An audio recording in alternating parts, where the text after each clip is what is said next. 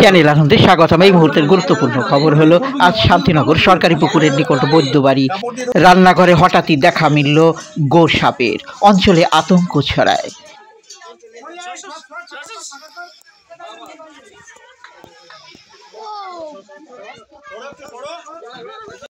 বলছি, সকালবেলায় আমাদের এই রান্নাঘরে আমার বৌদি রান্না করছিল, ঠিক আছে। তখন সকালবেলা আমাদের এখানে দেখি একটা সাপের মতো দেখা যাচ্ছে। আমরা ভাবছিলাম কি এটা দাঁড়ার সাপ।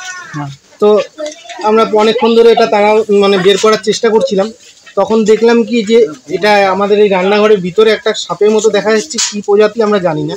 পরে আমরা বের করতে গিয়ে দেখলাম যে এটা একটা ভুঁই সাপ।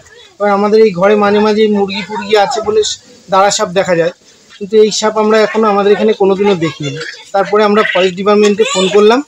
ফরেস্ট ডিপার্টমেন্টে ফোন করলে ওরা বললো যে ঠিক আছে, আমরা আসছি।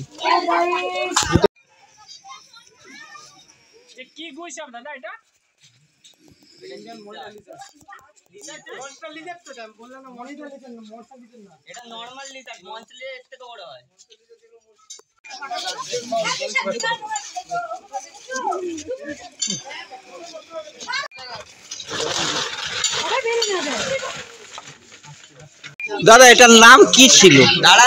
এটার নাম হচ্ছে ইন্ডিয়ান মনিটর লিজার্ড। তো এটা কি কোনো ভয়ের ব্যাপার ছিল?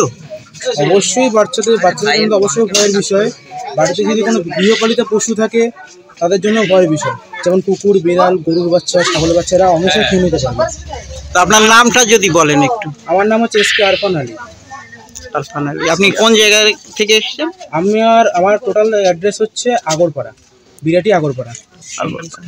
তো আপনার সাথে কিভাবে লোকে এরকম যোগাযোগ করতে পারে? আপনার নাম্বারটা যদি একটু দিতে দেন দর্শকদের।